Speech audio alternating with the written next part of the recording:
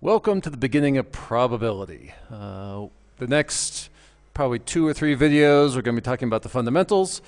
In this video we'll just go over some vocab and notation so that as we progress we'll all have a common vocabulary. And here's a list of all of the vocab and terms we'll go over in this particular video. So we'll start with an example. A very classic probability kind of example, a quiz, which has 15 multiple choice questions. Right? It's classic, and each question has 5 options, A, B, C, D, and E. And so we can ask a number of different kinds of questions. The first question is, what is in fact the random event that is happening in this example?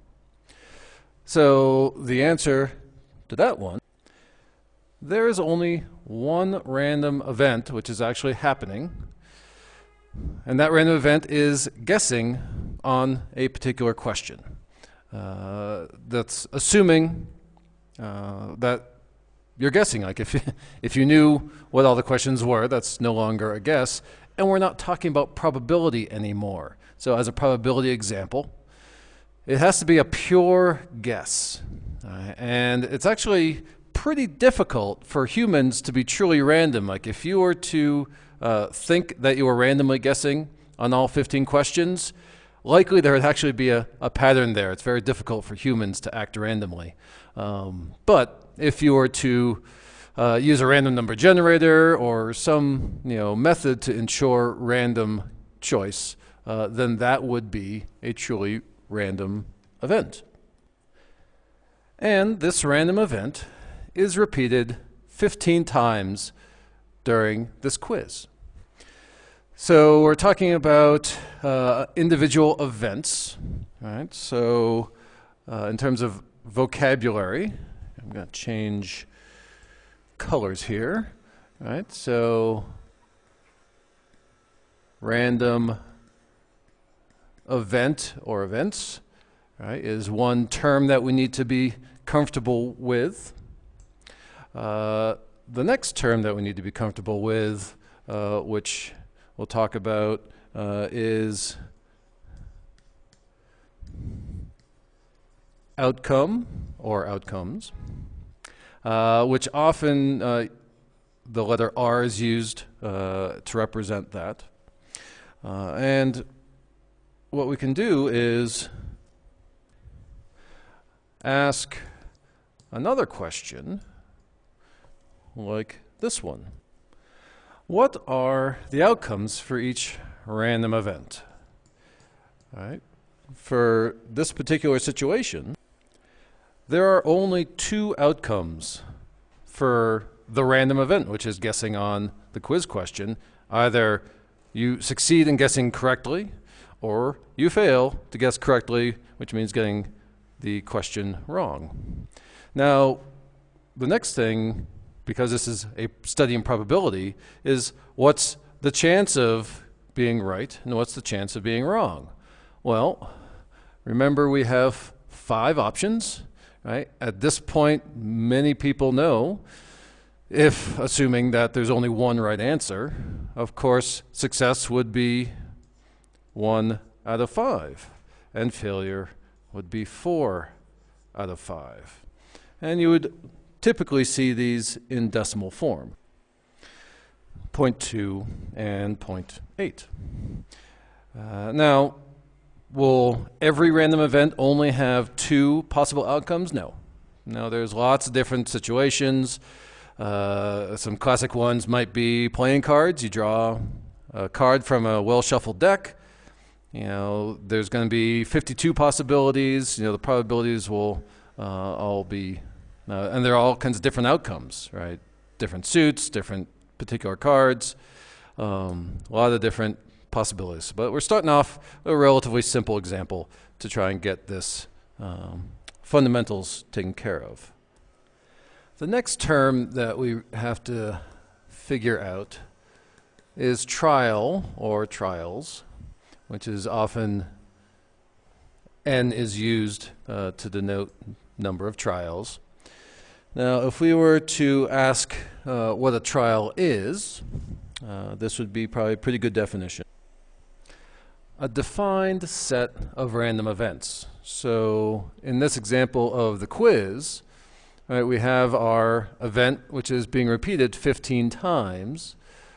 So we have our defined set of 15 random events.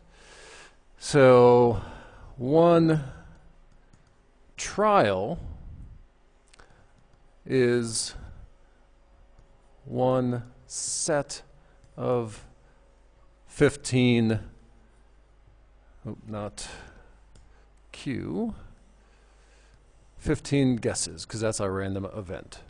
So you can think of it, you take the quiz, you totally guess on all 15 questions.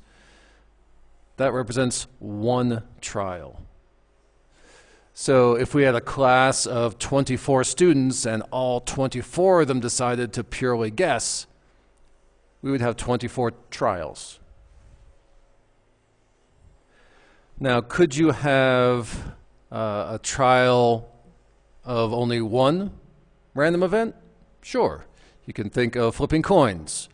If you have one coin that you're flipping, and you flip it once, that's one trial. All right, so it says defined set, so you can define it as small as 1 or as big as 15 or 1,000 if you wanted to. So it's a pretty general term, trial, and comes up a real lot in our study of probability. So already we have enough understanding, hopefully, to start talking about what type of questions we're going to be answering in this probability unit. There are essentially 3 types that we're going to deal with, and it involves kind of layers of trials and random events. The first type of question might be questions about single events. Again, using this example of the quiz, we already answered that right here. What's the probability of getting a single event correct? What's the probability of getting a single event incorrect? So that's a question about single events. The next question might be about outcomes of individual trials. So again, using this as an example, right, what's the chance of getting 6 out of the 15 correct or 10 out of the 15 correct, right? For an individual trial, particular outcome, right? We'll spend quite a lot of time figuring out how to answer those kind of questions. The third type of question is dealing with all possible trial outcomes. This is generally probability distributions, because you're actually figuring out what each and every outcome, the probabilities for all those outcomes. And we'll talk about that, could you get 16 questions right? No. There's a finite number of possibilities. All possible outcomes, you get 0 right, 1 right, 2 right, 5, 8, 10, 14, or 15 right. And that's the whole possible possibilities for outcomes. And so we can look at all of them and see what patterns might exist. So now what we can do, and maybe what I will do is highlight this. Right? This is sort of very general over everything we're going to be doing in probability. Here's an example, another kind of question which we'll figure out what type it is. What is the probability of getting exactly 5 quiz questions correct? So the question is this about a single event? No, a single event is guessing on just one quiz question. So this is actually an outcome of an individual trial. So this is this type of question. And we're going to spend quite a large amount of time and many videos in figuring out how to answer this kind of question. But for the time being, because we don't know all of the principles and understandings that we're going to, I'll just give you what the answer is. And I'm doing this because what I want to focus on at the moment is notation. So what we have here is a notation that is this, P of R. This is not multiplication, right? This reads the probability for the outcome of 5 questions right. Right? So this just gives you information about which probability. Because there are more than one outcome, this is the outcome. So this is probability for outcome R. Now, this, as mentioned before, right, this is in decimal form. Right. Now, this is for when you're asked about probability. Oftentimes, I'm sure you're familiar that it's often given as percent, right? Probability is percent. Well, 0.103 would be 10.3%. And that's when you're asked for chance. So sometimes you'll be asked what's the probability of getting exactly 5 quiz questions right? Well, the probability is 0.103. If you were asked what's the chance of getting exactly 5 quiz questions right, the answer would be 10.3%. So when you see the word chance, that means percent. When you see the word probability, that's decimal form. The next concept here is expected occurrences. And this is going to be a little different. I already alluded to this example before. If 24 students decided to randomly guess on their quizzes, how many would be expected to get exactly 5 correct? Notice what's being asked is quite different than what was being asked down here. This is what's the probability of getting exactly 5 right. This is talking about how many would we expect to get exactly 5 right. Different questions. What we need to know is that the probability of getting 5 right is that 0.103. That's probability, that's not expected occurrences. What we're going to be doing is I can give you the equation, which is that expected occurrences is simply the probability times the number of trials, which, when you start thinking about it, hopefully makes sense. If the probability of getting 5 right is about 10%, and if 24 students took the quiz and guessed on it, then you'd expect about 10% of 24. Right? So 10% of means times 24 trials. So it would look something like this. For probability, we'd put our 0.013, number of trials is 24. Multiply them together, you get 2.472. Now, we have to think about real life here. We got 24 students. Can 2.472 get exactly 5 right? No, we can't have fractions of students. So, nearest whole number of students, we'd expect 2 out of the 24 to get exactly 5 right. Well, what about the other 22 students? Well, they're going to be distributed to the other outcomes. Well, how many got 4 right? How many got 3 right? How many got 6 right and 7 right? Right, all the other students will be distributed to some of the other outcomes. And now, a particularly important question.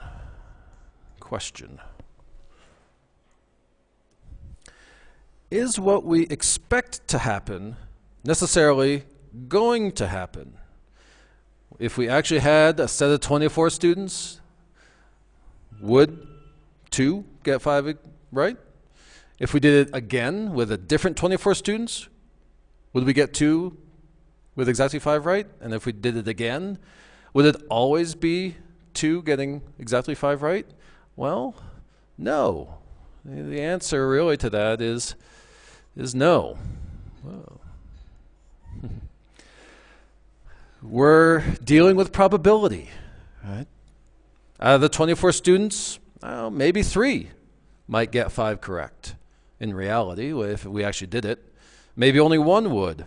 And there's a chance maybe 4 would get 5 correct. You know, it's not always going to be the same. This is the most likely number of students that would get 5 correct, but it's not always going to be 2.